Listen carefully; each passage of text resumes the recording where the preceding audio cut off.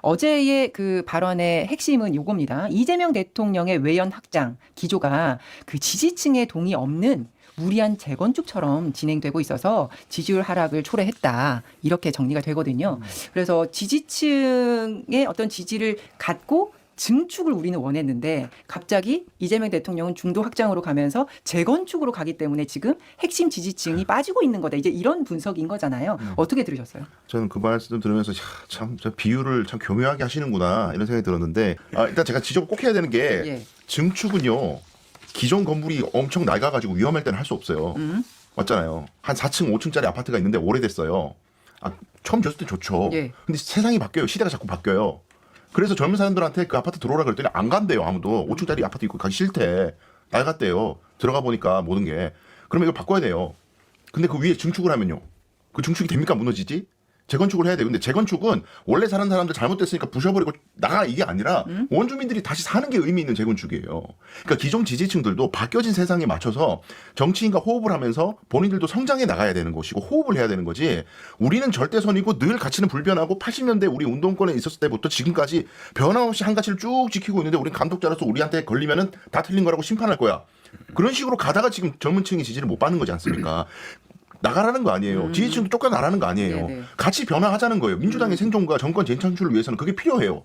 근데 지금 말씀하신 걸 들어보면 그럼 변화하겠다는 마음이 전혀 느껴지지 않아요. 우리만이 맞다. 우리 비판하는 거는 다 어디 용역이고 촉법이고 이익 때문에 그렇게 하는 거고 비겁하고 막 이렇게 공격하시면 이게 오히려 자가 면역 질환에서 그 자기 세포 정상세포를 공격하는 문제점 지적하셨는데 유시민 작가께서 정상세포를 공격하는 것이 아닌지를 되돌아보셔야 될 것 같습니다. 아하. 또 하나는 그 백혈구가 자가면역 질환 상태에 빠져 있다라는 거는 뭐 김어준 씨가 소위 말해서 이재명 정부에 대해서 시비 걸고 딴지 걸고 비판을 위한 비판을 했던 것들 그게 너무 많거든요. 뭐 가장 단적인 게 그 KTV에서 정청래 대표 악수 패싱했다고 그리고 김민석 총리 막 서울시장 안 나가시겠다는 분 계속 소환해가지고 여론조사에 넣어가지고 경쟁력 떨어뜨리고 국무회의 했는데 국무회의 안 했다고 거짓말하고 엠바고 깨고 아니 본인들이 사고를 다쳤거든요. 그래서 거기에 대해 가지고 저를 비롯한 많은 시민들이 이재명 정부를 응원하다 보니까 아니 이런 식의 장난질 그만해라 딴지 그만 걸어라 이렇게 비판을 하니까 갑자기 이걸 가지고 우리를 또 공격했다 이런 식으로 또 피해자 코스프레를 해요. 그러니까 저는 유시민 전 장관님의 이런 자가 면역 질환 같은 뭐 어려운 말 쓸 필요 없어요. 그냥 A, B, C인데 본인은 여전히 A라고 주장하고 상대방들은 다 뭐 얻어먹으려고 들어온 B다라고 지금 모욕을 하고 있는 이런 상황에서 본인이 지금 이재명 정부에 돌을 던지는 이 자체 모순을 어떻게 풀 것이냐. 이거는 정말 메비우스의 띠 이후에 정말 풀리지 않는 그 메비우스의 띠 아시죠? 돌고 돌아 꼬여가지고 자꾸 제자리로 오는 거거든요. 정말 이거는 풀기 어려운 난제 중에 난제다. 맞아요. 전 그렇게 봅니다. 제가 볼 땐 그 재건축 말씀하실 때 한 가지를 빠뜨린 것 같아요. 유시민 작가께서. 재건축을 하는 것까지는 좋은데 재건축을 하니까 내가 원래 한 30평 살고 있었는데 재건축했을 때는 한 10평 살아라고 하니까 내가 반발한다 이렇게 생각을 해요. 저는 완전히 이재명 대통령이 뭐 코어라고 하는 그 지지층하고 등 돌릴 만한 일을 했다고 보지는 않거든요. 그런데 관심을 확장 뭐 중도로의 뭐 접근 이쪽으로 가니까 기존에 내가 주류고 내가 우리 사회를 참 민주화까지 해서 다 일궈냈다고 생각하는 분들은 소외되는 생각을 가질 수 있고 뭔가 나중에 내가 완전히 뒷전으로 밀려날 것 같은 데는 위기감을 느껴서 이런 말씀하신다고 보거든요. 네. 그건 결국은 자리 싸움이네.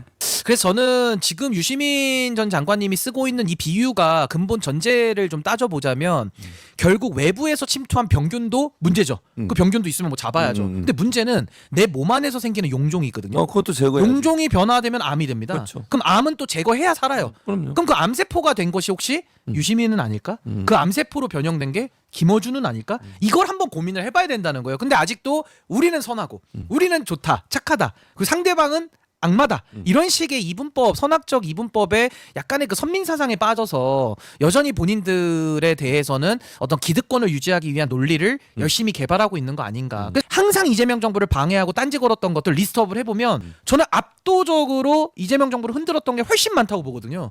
그러니까 이런 국민들의 문제의식이 있어서 지금 목소리를 내고 상당 부분 공감을 얻고 있는 건데 마치 이걸 거꾸로 치환해가지고 본인들의 기득권을 지키기 위해서 그러니까 암세포가 암덩어리를 지켜서 그 사람을 죽이기 위해서 바깥에다가 지금 또 총구를 돌려라. 아니 저는 그러니까 이런 식으로 궤변을 늘어놓아도 이제는 국민들이 속지 않는 이유가 너무나도 많은 정보가 이미 노출이 되어 있다. 그러니까 김어준 씨나 유시민 씨에 대한 많은 정보와 행위들이 이제 누적이 돼서 네. 저는 별로 이제 국민들이 그분들의 워딩에 대해서 별로 이렇게 신뢰를 갖기 어렵다. 저도 이 증축과 재건축의 저는 의미를 어떻게 해석을 했냐면 유시민 전 의원이 과거에서 했던 말들을 뉘앙스를 잘 살펴보면 친노 친문이 민주당의 코어 지지층이고 우리가 주인이야라는 의식이 있어요. 그런데 어떻게 하다 보니까 우리가 이재명이라는 사람을 대통령으로 만들 수밖에 없었고 이제 대통령이 됐으니까 우리가 도와는 줄게. 하지만 여전히 우리 친노 친문이 이 당의 주인이야. 그렇기 때문에 이재명 당신이 대통령 하는 동안에 당신 세력 좀 더 추가시키는 거, 증축하는 건 우리가 이해할게. 하지만 우리가 밀려나고 이재명이 뭐 보수에서도 사람 데려오고 중도층에서 사람 들어오고 또 당내에서도 많이 자기 세력 구축해가지고 완전히 당의 주인이 되려고 하는 친명의 주인이 되려는 그 재건축은 우리가 이해할 수가 없어. 저는 이런 의식의 발현이라고 생각을 하고. 제가 아주 놀랐던 부분이 뭐냐면은 네네. 이재명 정부 인사를 두고 문재인을 까면 가산점을 받는다는 이른바 문가산점이라는 해괴한 프레임을 들고 나왔다는 점인데 이 김어준 씨의 손이 처남이 인태현 씨라는 분인데 이재명 정부에서 2026년 1월에 소상공인 시장진흥공단 이사장이라는 중책을 맡았습니다. 공단 이사장이군요. 근데 이분은 또 문재인 정부 청와대 자영업 비서관 출신이기도 합니다. 자, 그렇다면은 문재인을 까면 가산점을 받는다. 이런 식으로 뭉뚱그리는 것이 얼마나 이게 허술합니까? 과도합니까? 유시민 논리대로라면은 문재인 정부 경력을 가진 인사가 이재명 정부에서 중용된 현실은 어떻게 설명할 거예요? 인태현 씨도 문재인을 까서 그 자리를 얻은 사람입니까? 제가 알고 있기로는 자격이 있는 분이에요, 이분이. 아니면은 김어준 씨와 가까운 사람은 예외고 자신들과 불편한 사람만 문가남이란 얘기인 건지.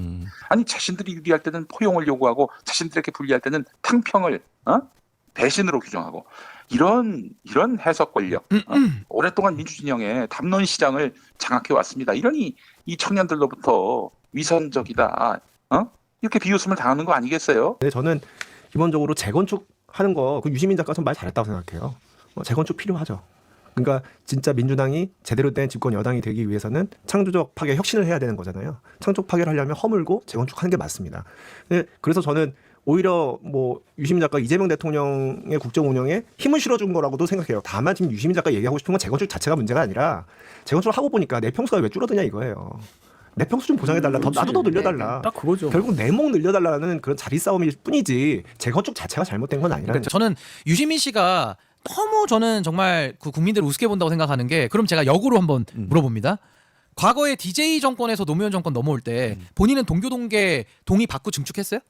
하야라면서요. DJ 하야라고 외친 분이 본인도 동의받지 않고서 재건축을 통해서 새로운 시대를 열었잖아요. 전 그걸 비판하는 게 아니에요. 유시민 씨가 과거에는 본인들이 새로운 세력이다라고 하면서 동교동계를 물리치고 그러면서 또 새로운 시대를 저는 그 공로를 인정하는 입장입니다. 근데 이제 와서 본인들은 동의도 받지 않고 재건축을 했는데 이제 와가지고는 내 동의 받아야지 된다. 이런 논리 억지 논리가 어디 있습니까? 그러니까 저는 이게 유시민의 평론은 너무 쉬워요 반박하기가. 왜? 유시민 백과사전을 찾아보면 다 나와 있습니다. 거기에. 다 나와 있어요. 이건 한 6, 7페이지 정도에 나와 있는 것 같습니다. DJ 하야론으로. 그러니까 이게 증축과 재건축도 뭐 나름대로 머리를 짜내가지고 막 비율을 만들어 오신 건데 아니 본인의 과거가 지금 스스로의 주장을 탄핵시키고 있는데 유시민 씨가 오늘도 사실 어제 그 방송 많이들 보셨고 또 그 영향력을 가지고 대한민국 사회를 이렇게 안 좋은 방향으로 끌고 가는 게 네. 많은 분들이 안타까워하실 거예요. 지금 대통령께서는 대한민국 경제, 안보 위기, 그리고 저출산, 또 수도권 집중, 지방 소멸, 이제 기후 위기 뭐 이런 것들에 대해 가지고 밤잠 못 이루면서 이제 고민을 하고 계시는데 또 AI 3대 강국 대전환.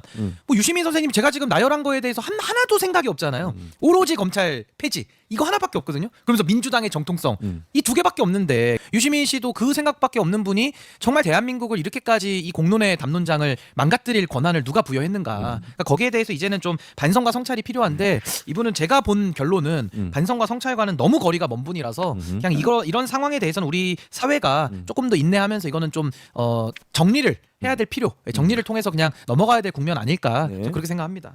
아니 20년 동안 모든 사람들이 네네. 유시민이 한마디만 하면 글 한 줄만 쓰면은 다 그걸 그냥 받들고 절대적 진리로 받아들이고 그러다 보니까 이제는 자기를 성찰하고 자기를 그 반성할 그런 그 능력마저도 상실해 버린 거예요. 네. 이 과거의 영광이 갇힌 것이죠.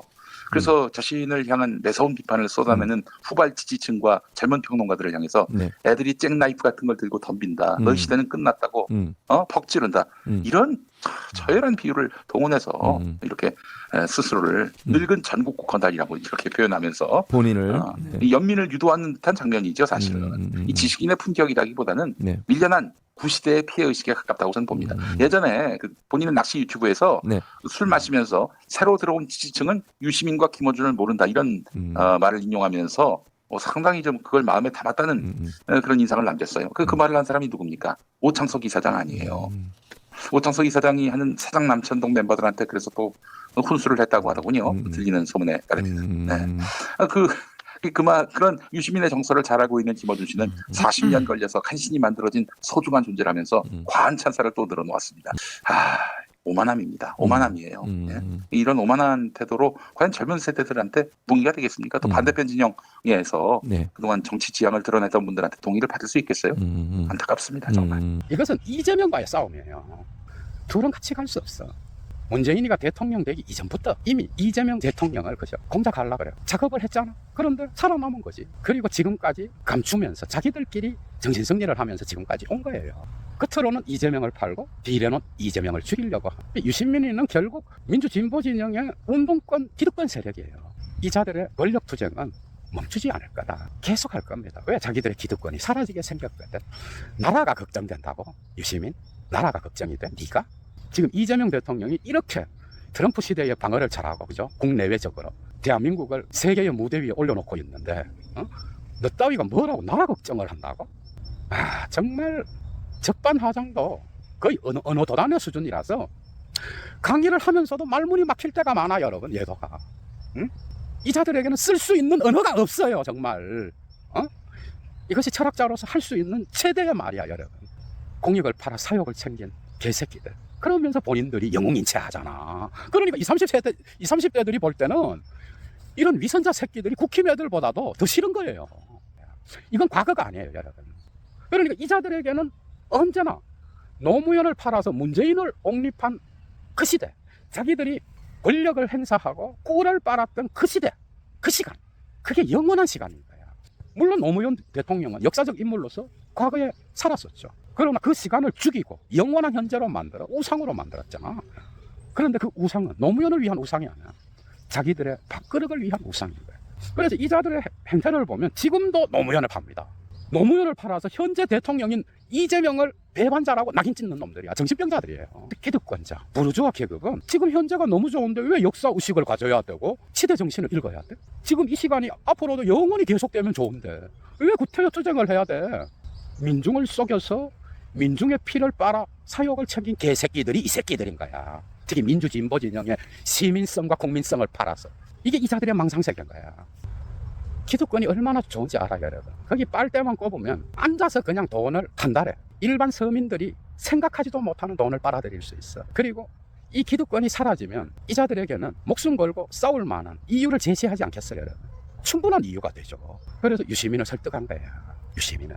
그리고 이 전쟁에서 지게 되면은 자기들에게는 이젠 기회가 없다는 걸 알게 되는 거야. 왜? 당권이 넘어가면 총선에서 공천권도 빼앗기고 이제 자기들 나이가 60대 70대잖아. 기회가 없는 거예요.